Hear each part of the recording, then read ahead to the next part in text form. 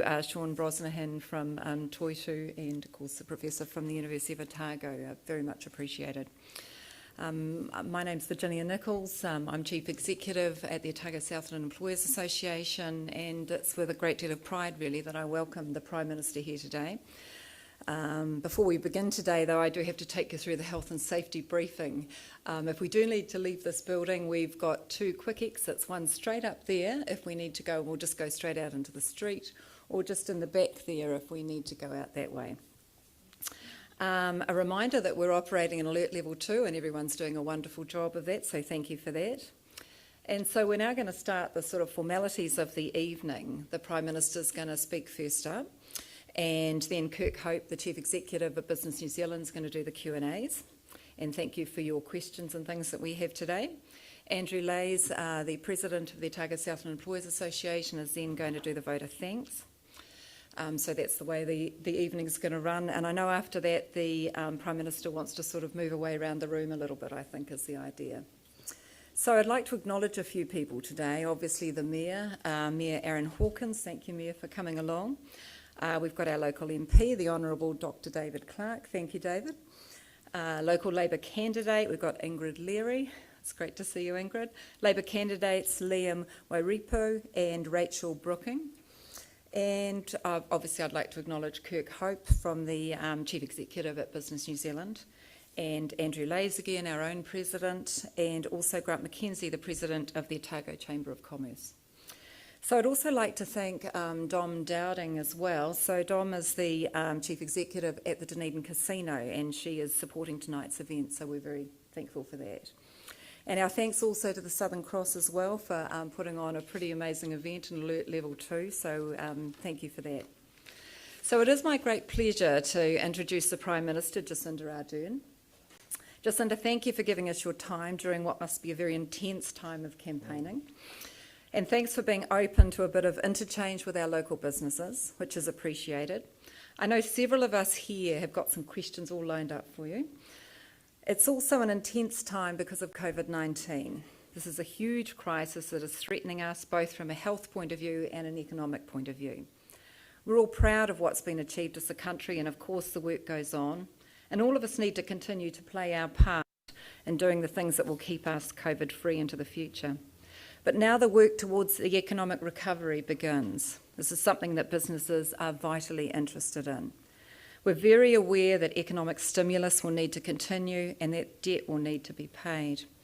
We'd like to hear your thinking about the next phase, about how we achieve economic recovery from COVID, how businesses can play a part. So without further ado, can I please welcome the Prime Minister, Jacinda Ardern.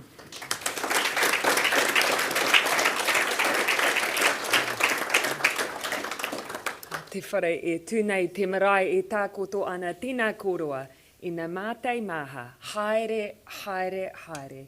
Nā tangera whenua o tēnei rohi, tēnā koutou. Tātou nā kānohi e hui mai ana, tēnā koutou, tēnā koutou, tēnā tātou katoa. Thank you very much for the welcome and the chance to be with you all today. I wanted to begin my address in that way, not only because it's Tuiki o Te Reo Māori, it's Te Reo Māori Language Week, but also just as a word of thanks for the official welcome, although Pohiri will never be the same with an elbow nudge, but we will return to level 1 soonish, I hope. Can I start also with a word of thanks, Virginia, Andrew, for the chance to be here today and spend a bit of time with you. You've acknowledged the distinguished guests, the Mayor, the Acting Chief Executive of the Council, also Helen, it's great to see you again as well, and my fellow colleagues who are here, Rachel, Ingrid, Liam, David. It's always fantastic to be campaigning with a strong team. And Kirk. Wonderful to spend some time with Business New Zealand. I can tell you that in Auckland, the election special with Business New Zealand, it was me in a room full of journalists spaced out, so a bit of an unusual experience. But we are finding new and innovative ways to make sure that we are still having that chance to have questions, to engage in this particularly important environment for politicians and political parties to be held to account. I want to spend a little bit of time just on a bit of an overview of some of the opportunities that exist here in this region, but I predominantly want to leave time for questions. So I know that some of those have been prepared and we'll have hopefully plenty of time to go through those. Before I start though, every time I come to Dunedin, I can't help but briefly dwell on my role as Minister for Arts, Culture and Heritage. I love this place because there's no other place where I can walk through an area and see so much heritage and preservation of heritage in one space. In fact, I understand we might be in the building with the first Otis lift in the country. I say own your firsts, no matter what they are. Premier House has one as well. I believe Premier House may have been one of the earliest lifts in the country. It's since been replaced, but I understand it was bought in because even though it's one level, a predecessor of mine had a bad spot of gout. So it gave, I can assure you, I take the stairs because it's quicker than the one-storey lift that we have. But it is a reminder to me that this place is just a constant reminder of where tradition and innovation collide. And probably no better example of that for me than the visit I made to Hillside Workshops today. Many of you will know that Hillside for us has been emblematic of a significant change that New Zealand has experienced over the years, particularly for its manufacturing and engineering sector. And our view has always been that through some highs and lows, there was and should be a place in New Zealand's future for that workshop. And today was the first opportunity for me to go and see firsthand the results of the investment that we made to what is really an iconic part of Dunedin's industrial heritage. And that $20 million of cheap PGF funding, which we announced in October last year, I can already see the difference that it's going to make. And I found it personally so rewarding to see that 5 of the 7 employees that were the last remaining crew when it was essentially closed in 2002, to see them there now, joined by new team members, including apprentices, including a young woman by the name of Brooke, who knocked on the door of Hillside 3 times because she was so desperate to become a welder there, and to see her there now and the enthusiasm for her role and know that that will only continue to expand, I found very rewarding. But in my view, if you're building, for instance, a new road, $20 million won't get you much bang for your buck. But when you're investing in a vital piece of infrastructure, such as a heavy engineering workshop, it allows us to tick off a long list of priorities. The first of which is actually an acknowledgement that we need to reinvest in our regional economies. And if nothing else, I hope people over the last 3 years have seen how serious our commitment is to that. And that workshop is just one example of that. Second is the importance of investing in jobs, and not just jobs, but good jobs, high-wage jobs, jobs that have a future. And that is one of also the reasons why we've even directly invested in KiwiRail into apprenticeships. So they'll be taking on up to 100 apprentices all over the country as a result of a regional apprenticeship initiative that we announced as part of our COVID recovery and response in June. Just on Friday, it was confirmed KiwiRail would get $4 million towards apprenticeships in mechanical, electrical engineering, building and track infrastructure and skills. And my hope is that whilst that's being spread across the country, that in Hillside in particular, where we anticipate through that investment that we'll have roughly 100 jobs back at that workshop, my hope is eventually that we will see again the coming together of more than just maintenance, but that we will be facilitating carriages being completed at that workshop once again. Other Otago and Southland apprenticeships confirmed just last week include Norwood, which runs motor industry training programs in Otago, Fonterra, which supports training for the dairy workforce in Southland, and we've had significant shortages there that we're wanting to invest and make sure that we see more Kiwis going into those roles. Venture Timaru, which reaches into North Otago with its training in the construction trades. And Ahukaha, which will facilitate construction and other priority industry apprenticeships in Otago. And I want to pause there for a moment. All of that investment in training and apprenticeships, particularly around construction in Otago, is because we have a massive pipeline of training and employment opportunities that are coming at just the perfect time right here in this region.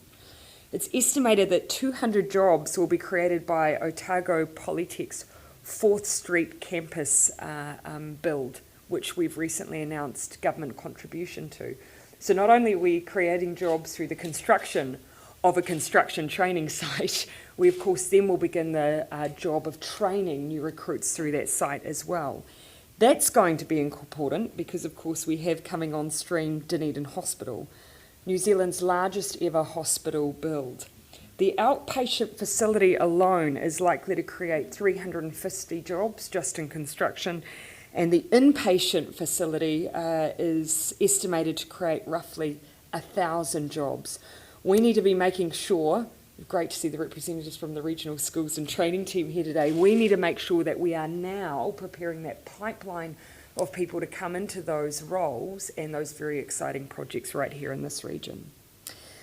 Ultimately, the momentum, though, of economic recovery, which does at the moment look to be a V-shaped one, is driven by central government working in partnership with people and agencies and businesses like those represented in this room tonight. Now, we know that means that we need to make sure that for those businesses who particularly have been hit by this period of COVID uncertainty, that we're supporting regional partners to help with their recovery across a range of sectors, so not just those new and emerging ones, but our existing SMEs as well. I'm already hearing about great things about the Regional Business Partners program. So that was a voucher system for free business advice that was administered by regional chambers of commerce and economic development agencies. A survey of recipients nationwide found 85% of businesses believed the business advisory funding put their business in a stronger position than it would have otherwise been. Latest figures indicate more than 1.8 million worth of regional business partnership, training and advice has been taken up right here in Otago and Southland. The vast majority of this, more than 90%, has been used by small to medium-sized enterprises employing up to 20 staff. Now, for some SMEs, this has been a lifesaver and allowed them to pivot to new ways of commerce. For example, smaller tourism businesses have not had to invest in strong digital marketing to find customers in the past because of the volume of international visitors and the role, obviously, of travel agents and tour operators. Tourism-related businesses now are having to pivot really quickly towards intrepid domestic travellers who like to shop around online and book their own holidays. So tourism operators, I'm told, are finding their website, booking systems and social media platforms needed to be redeveloped. And if they can't be outsourced to a specialist provided, we wanted to make sure we were providing support for people to do that themselves. Our RPB program, that Regional Business Partnership program, has enabled many businesses to take that step. It's also been reassuring to see small businesses have access and the knowledge that they have access to our interest-free loan scheme. So right here in this region, we've seen around 5,500 businesses draw down on that scheme. Now, whilst that tells us something about whether adequacy of what was on offer by mainstream lenders, at least no matter what, it tells us that there was need and that the uptake has been good and important that it was offered. It amounts to around $95 million, which has been pumped, therefore, into the local economy in the past 5 months. These ultimately, though, have all been lessons learned for us from COVID, access to capital and its importance, but also the need for ongoing training and support to allow small businesses to pivot.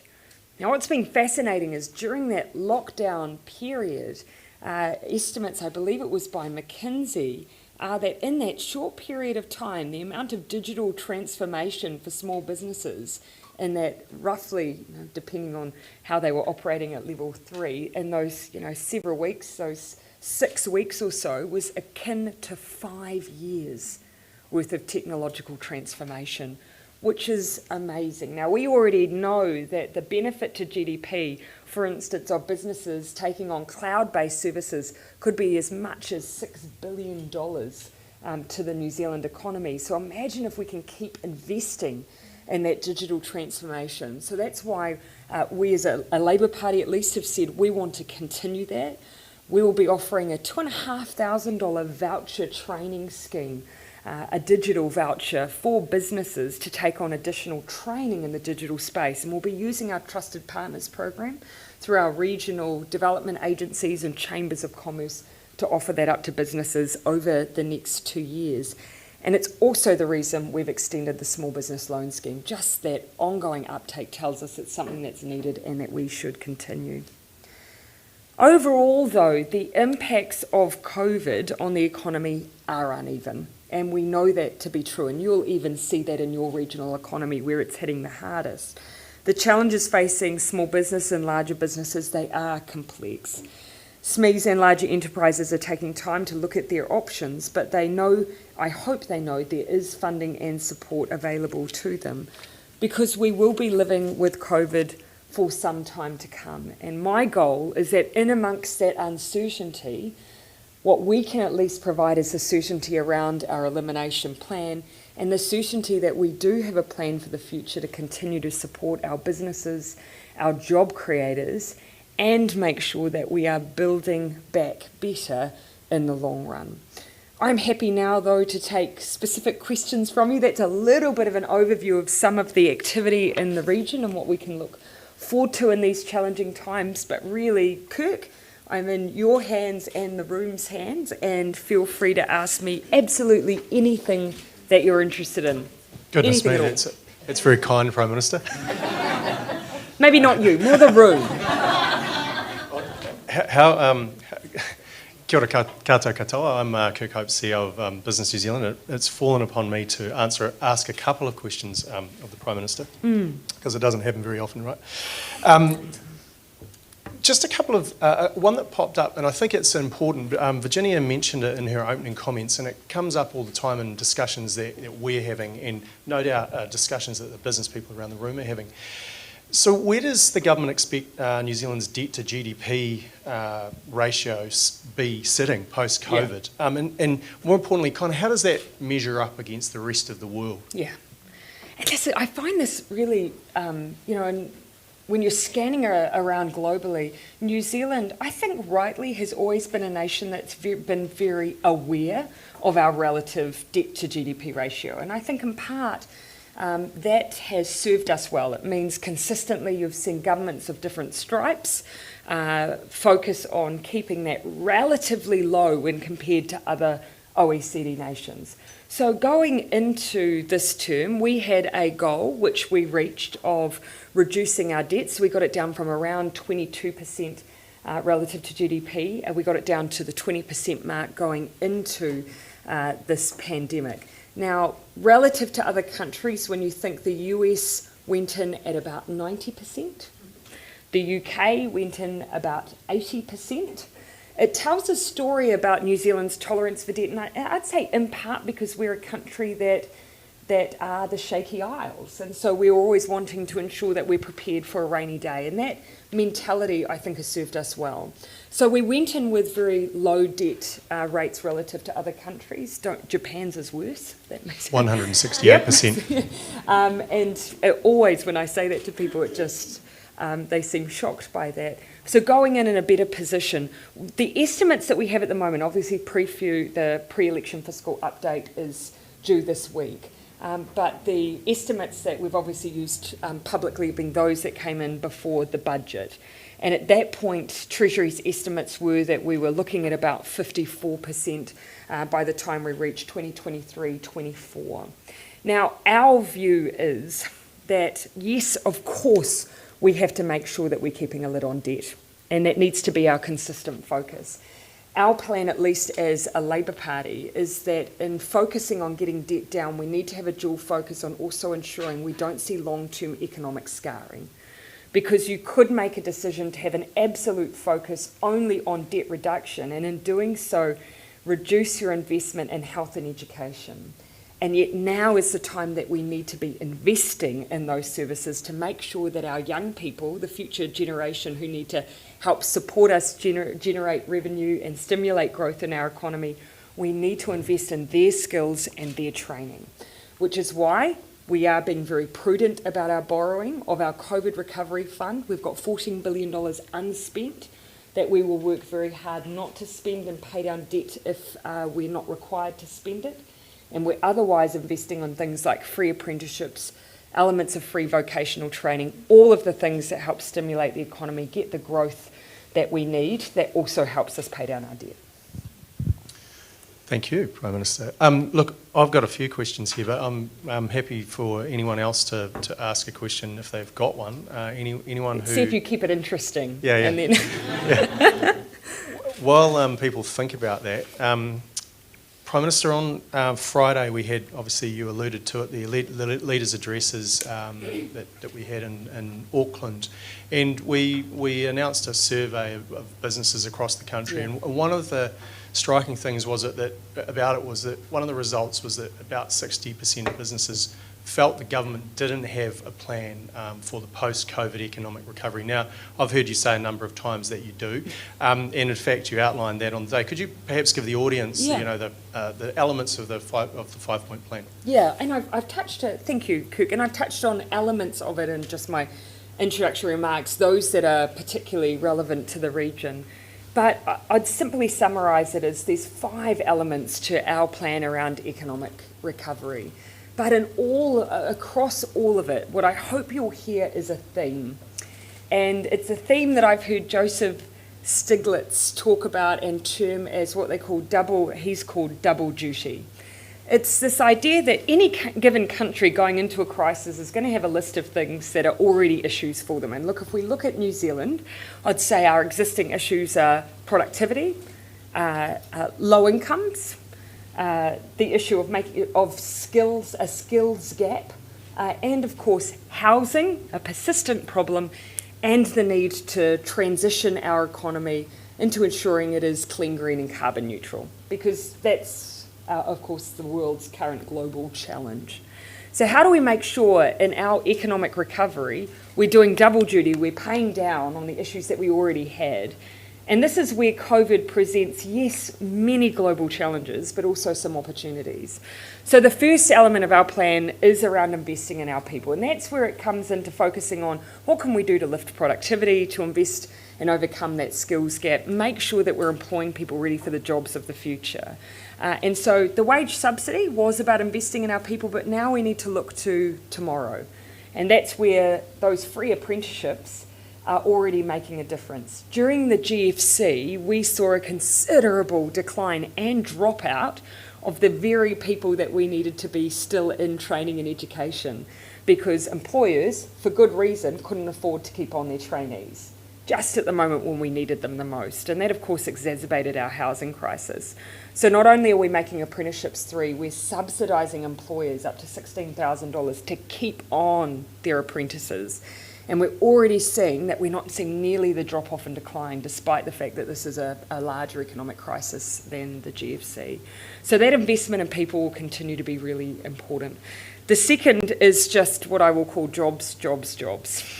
And so already you would have heard quite a bit about the investment in infrastructure projects and shovel-ready projects. We're not interested in just this investment in roads, so we do want to look into those jobs that actually are generating longer-term benefit for us as well. And so right here, you've already seen that with what I touched on with Otago Polytech. That's an example of the kind of shovel-ready jobs we want to be investing in. We expect about 20,000 jobs to be created by that investment. Alongside that, and again, double duty here, 8,000 extra public houses we're supporting Kāinga Ora to deliver, and we do need to see a number of those in this region. Unfortunately, back in 2018, when Kāinga Ora were doing their public housing plan, you hadn't quite kicked off some of the growth that we're seeing here now, so it is time for us to see more public housing in this region too. Environment jobs as well. I was at an event a while ago now with Lou Sanson, the Chief Executive of the Department of Conservation, and he said to me, I've had my counterparts from around the world contacting me because the government's investment in thousands, roughly 11,000 environmental jobs, is just unheard of anywhere else. In an environmental crisis, to say we want more riparian planting, we want to deal with our wallaby problem, we want to get rid of wilding pine, because they create job opportunities, but they also help us with some of these long-term challenges, particularly around fresh water. So that's under our jobs, and it refers then to the third element, which is just that simple notion of building back better. So you'll see a number of our plans touching on that. If you'll indulge me, I want to just reflect on one of those, which is our goal to have New Zealand powered by 100% renewable electricity by 2030. Now that might just sound like an aspiration and a nice aspiration to have, but it actually, sitting beneath that, opens up a whole world of possibility for us.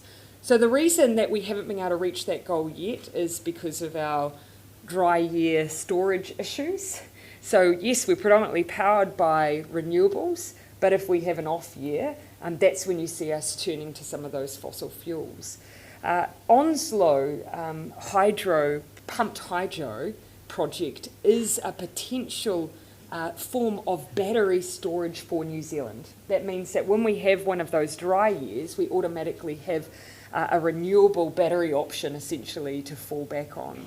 Now, that project in itself, which we've invested 70 million into doing the business case around, would in itself generate thousands of jobs, but would also make us one of the few countries in the world that is powered by 100% renewable electricity. And that means when we talk about using EVs, they are EVs powered by renewable energy, which is a vastly different proposition than many other places. And what that does for our brand, I don't think we should underestimate the power of that. Finally, targeted support for exporters. We've got 200 million we've put into NZTE, because particularly when our exporters at the moment will be struggling to reach their markets, we want to make sure we're supporting them as well as negotiating those free trade agreements that are going to make a big difference for New Zealand exporters, who have been doing quite well in this period, particularly if you're selling kiwi fruit. Everyone wants a bit of vitamin C at the moment, and everyone's actually looking to nutritious health products and food production, which is where we're coming in. But alongside that, as a party, we've said we want to invest in a targeted investor strategy. So there is a chance now, if a lot of countries are not operating as fully as we are, even in our level 2 restrictions. So let's target some of that foreign direct investment that we want here. And finally, the small business supports, and I've already touched on the voucher schemes and loan schemes. So that's our 5-point plan. A very long answer, Coop, but thanks for indulging me on that. I liked how you gave the opportunity for the audience to think about their question with that answer, Prime Minister. Any takers for a question? Okay, since there isn't one... here we go. One for the Mayor. Goodness me. Do you want to... Thank you. Thanks, Kirk. Kia ora, Prime Minister. Just a question about the relationship between the impacts on employment of the situation that we're currently in and the government's response to that. When we know that 10,000 out of 11,000 newly unemployed people are women, and a significant chunk of the COVID response has been investing in infrastructure projects which are largely driven by industries that are dominated by men. I'm just wondering as leader of the Labour Party, what is the plan to reconcile those two things in the short to medium term? Yeah. So this is actually something that we have been discussing as a cabinet and as ministers. The one thing I will say is that actually for our job seeker numbers, it's actually been a higher rate, interestingly. Through job seeker, it's been a higher rate for men than women coming on to job seeker.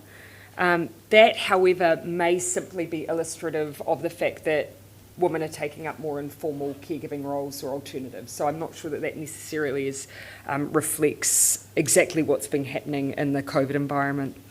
A couple of things I'd say. Firstly is I will never make an assumption that roles in the trades I agree that they traditionally have been predominantly men, but we do have a job to do in making sure that we do see more women see themselves in those roles as well. And so that's why, I'm so heartened when I go out onto a construction site where I do see more girls, more women taking up those opportunities, and that's being reflected in our apprenticeship numbers, which are up 8% on August last year. So we're starting to see the seeds of some of that work. Secondly, not all of our jobs, of course, are these shovel-ready construction jobs. So the jobs for the environment, particularly in places like Rotorua, when you go in and talk to some of the eco-tourism providers, and I'll give you an example, a place called Kaitiaki Adventures. They're a tourism provider offering a lot of things like whitewater rafting, and tourism is an area where we have had a number of women in that sector. They've pivoted to do work around wilding pine. They've pivoted to create their own little employment initiative where they're creating recyclable cleansing station for urupa. So that's how they've managed to keep their workforce on. And when I go into those places, they do talk about the fact that their guides do have an interest in the environment, and that these these environment jobs, which are shorter term, are exactly the kind of jobs that will help furloughed tourism workers shift over if we make sure that we're matching them regionally, and that's a really important part of the work we're doing. The last thing I'd say is that the conversation has also led us to invest in specific projects we do think will get higher employment rates for women. So food in schools, whilst being a really important initiative for our low decile schools to make sure that our most vulnerable, our children, are getting consistent meals. We also invested in it because we knew it would create 2,000 jobs that would be around school hours, which are perfect for those who are more likely to have caregiving duties and responsibilities. So we were very deliberate about projects like that, providing those alternative employment sources. Kia ora, Prime Minister. I've got a question around, Jim Bolger was interviewed recently and suggested that perhaps the government should consider writing off the debt. You know, what is your comment on that?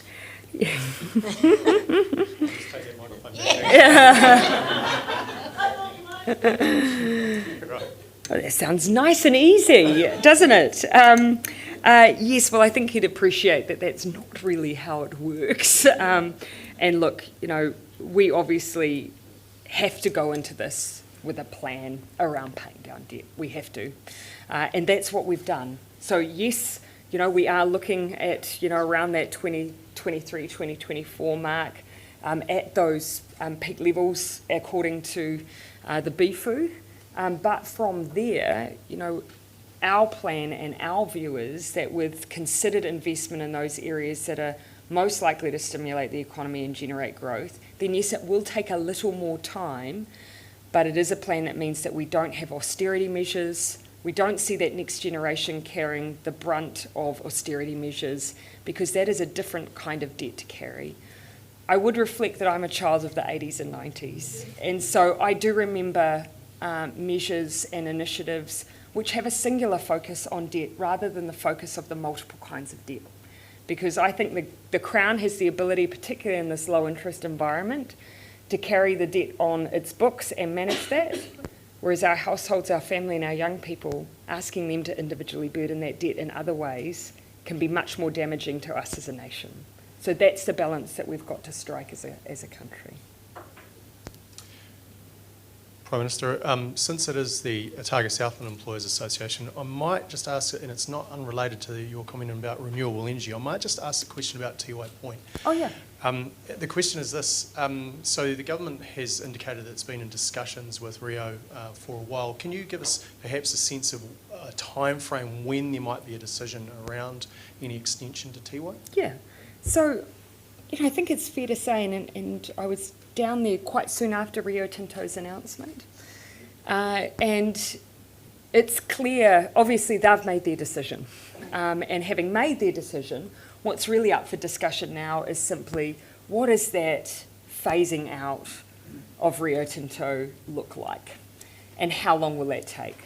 Because of course if we have a slightly longer period of time, that gives a bit more time for that Regional Economic Development Agency to work on those replacement jobs, gives a bit more time for some of the transmission upgrade work to be done to carry some of that excess generation up into up to the northern parts of the country, And essentially, it's a win-win for everyone.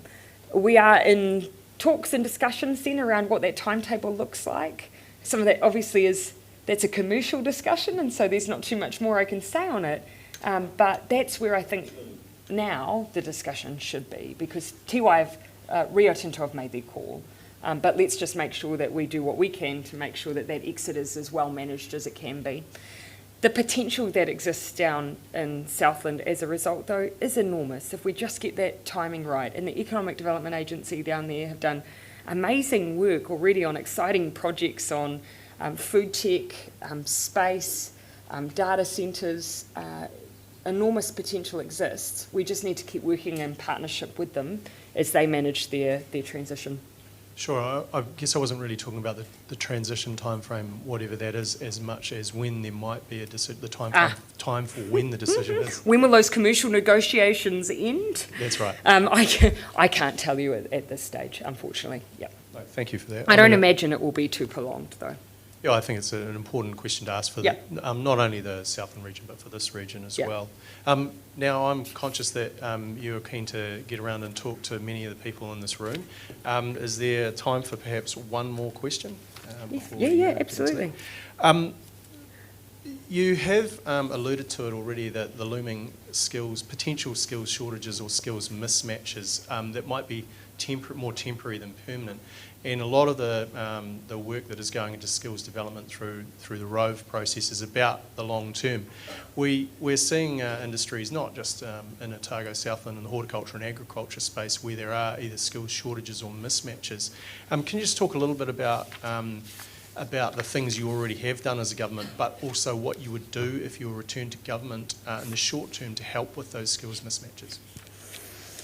And so this is, I mean, and look, the response to that I would give is the entire reform of our vocational training and education sector, which I have to say, when we came into government, we did not anticipate that necessarily being part of our agenda. But it is just so pronounced, these multiple issues that we have, where a system where right at a time where when you need to be training your young people, we equally had politics that were increasingly in financial strife. And we were bailing out politics and seeing that lying ahead of us were a significant additional number of politics that would need the same. Now, in this region, obviously, very strong institutions in this region, but across the country, it was clear that we needed a plan. We need a plan nationally that means that we don't see politics necessarily duplicating courses is not an issue. There are courses, of course, that we want up and down the country, like, for instance, construction hubs here, construction hubs in South Auckland, as we have. But we need a plan that means that we don't have those institutions investing time, money and effort into developing their own coursework, for instance, when we could gain a lot of efficiency by centralising some of that. So the question for us became, how can we get the benefits and efficiency of centralising elements of our training, vocational training and education system, while still maintaining the ability to regionally plan alongside employers, alongside chambers, alongside those education institutions around what their local needs are. And we were doing neither of those things with the system the way it sat. And so that's why we embarked on this entire plan. It's come at exactly the right time. I know that locally it's been, it has taken a bit of conversation, but I am really confident that this is the model that will enable us, through these regionalised skills training teams, that will help us develop programs that are locally servicing the demands and needs of a regional economy. Thank you. And perhaps a comment just on more on the short-term stuff with the changes to the visa settings, because I think that is another mechanism that I think can be adjusted to help fill short-term skill shortages. And we need to do both. I mean, so we all, I think, have a long-term plan in mind that says we need to make sure that we are investing in our young people and giving them opportunities. And particularly in this environment, that's really forcing us to structure projects, or no one wants to see harvests not being undertaken, or fishing crews and industries to be lost. So we do have a range of different areas where the need is immediate. What we've done is we have a set of criteria for exceptional circumstances. It's been executed in a way that has so far not quite met our expectations, so we've adjusted that criteria, and that should make it a little bit easier for those really crucial individuals where we just can't obtain those specialised skills in New Zealand, and they can come through our managed isolation. We're also working on class exemptions for specific industries where the need is acute and immediate. That's being worked through by ministers as we speak, and that hopefully alongside industry will address some short-term needs. But we will keep seeking their assurance that can't be the long-term solution. It shouldn't have been pre-COVID, it shouldn't be now. You know, actually what we need to see is investment in our domestic workforce. Thank you. One final one around really the opportunity that international film offers in New Zealand. Oh yeah. You know, I think in the region we're aware that international film studios are looking more to base more productions in New Zealand, and we've got a lot of expertise across our region supporting the film industry. There are 2 shovel-ready projects for film studios in Dunedin and Queenstown. What are the government's thoughts about supporting those types of projects? Yeah. We've actually had, I've verbally at least and on paper heard bids from obviously this part of the country. Auckland, I think 2 sites, they're interested in additional studio capacity. The Hawke's Bay wants to enter into this space. I think what it actually points to more than anything is that New Zealand Inc. has an enormous screen sector opportunity here. And regardless, my goal is that regardless of where the studios exist, that we're trying to realise that potential for New Zealand as a whole, because yes, actually, regardless if you have a studio, there's no doubt that there's a number of locations in this part of the country that have really benefited from that industry. I would foresee that as part of some of the work we're doing on outreach, that we would be looking into the screen sector to see what potential exists to attract investment here. It's a very competitive space, and we run an incentives regime in the same way that the UK does, in the same way that Canada does, in the same way that Australia does. And those production companies, when they're looking to choose where they're coming, will be looking at the incentives regime, and ours is competitive. They look at your talent pool, and ours is excellent. They look at the environment in which they're filming. Ours was already world class. Now, we also have an environment where you are relatively free of restrictions in this COVID world. And I know everyone will think, but we're in level 2. Level 2 is nothing compared to a lot of countries right now. And so that does present an opportunity. So I guess my message would be, regardless of the relative success of some of those applications on shovel-ready projects, regardless of that, there is an opportunity, and I can assure you we are pursuing it hard. We are also, through the Ministry of Arts, Culture and Heritage, investing in New Zealand's own production capacity. This is a chance to be investing in our own storytelling and continuing to support our own storytellers, filmmakers, producers, because there is a lot of desire for content right now. And you only probably need to reflect on your own habits to see that that would be the case. And now's the time for us to be telling our story on the international stage as well. Thank you, Prime Minister. Do you want to? I was just going to ask if the room if they have one more question. Oh, you've had one. Come on. Okay. We've got one more over here, Prime Minister.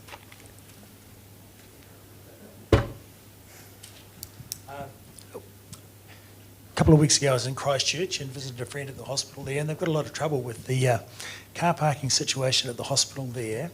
Can you, how's it looking for our car parking situation at the hospital here when we're already short of appropriate car parks?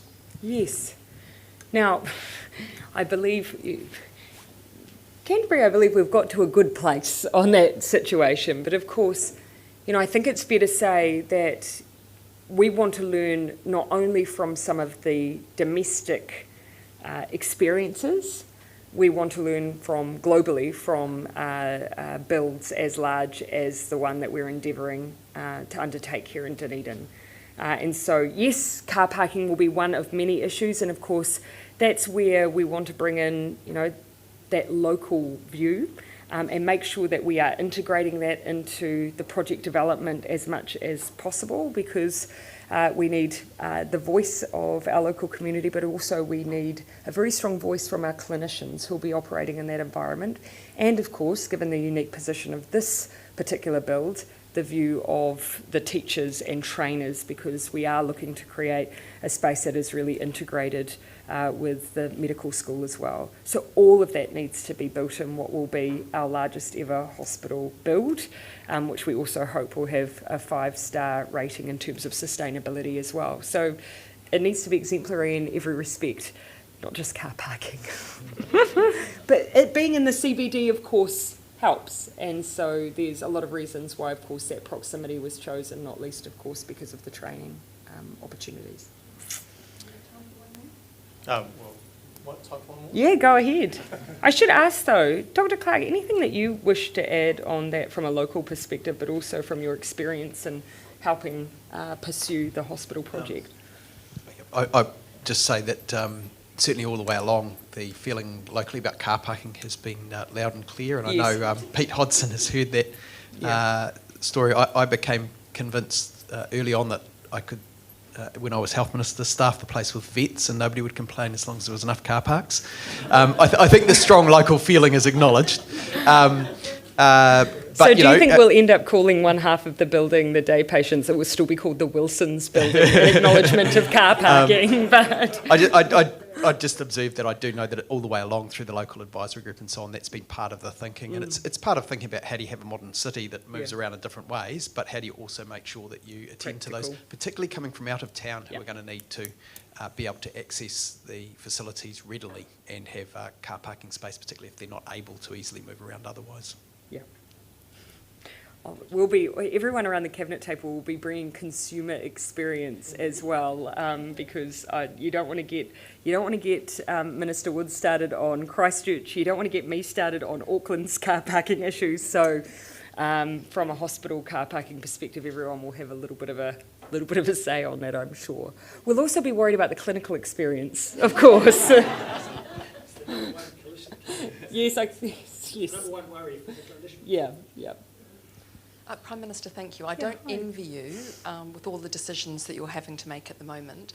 And every organisation that has shovel-ready projects that they've applied for is keenly awaiting the outcome of the decisions. Do you have a sense of when we might find out whether or not we're going to be successful? The vast majority should have been, I might come and see you because the vast majority should have been notified. There are some areas where we haven't made announcements because there have been contractual negotiations attached to them.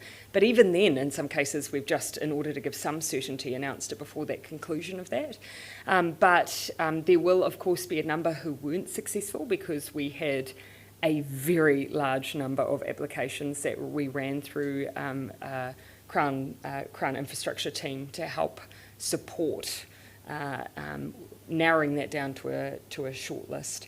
I think what it also says to us, though, is just why it was so important that we established the Infrastructure Commission, because if nothing else, what both PGF and this process has shown us is how much is sitting on every region's to-do list.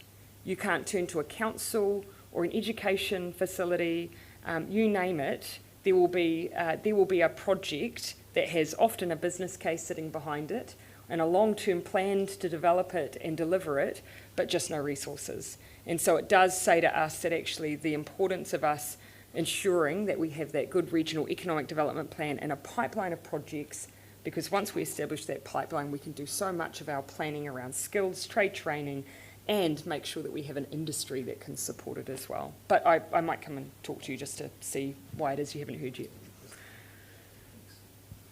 Thanks, Prime Minister. I'll just invite Andrew Lays to give the vote of thanks, and while he comes up, I'll just make a comment.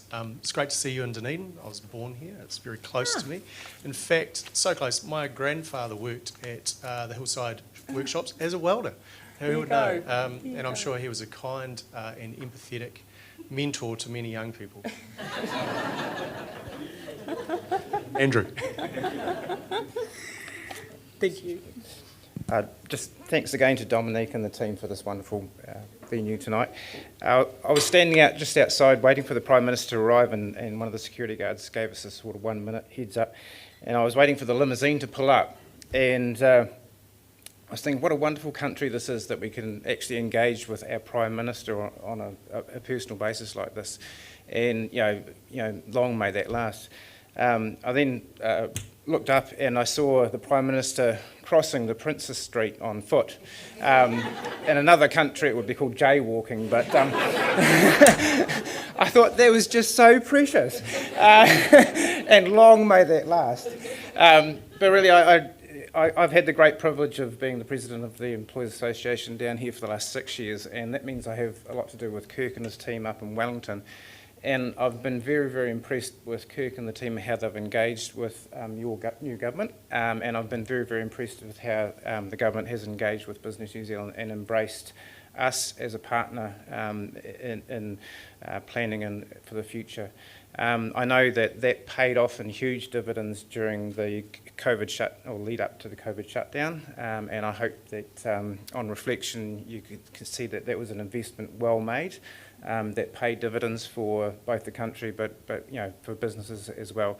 I believe that businesses have a common vision with you around what the future success looks like as a country, and I think that we will work together to achieve great things for a country that is really a standout internationally, thanks to the leadership that we have within this country at all levels. So thank you very, very much, Prime Minister, for your address tonight, and I know that I'm stopping you from engaging with New Zealanders, which is great. No, it's not great actually, so I'll get out of your way, and thank you.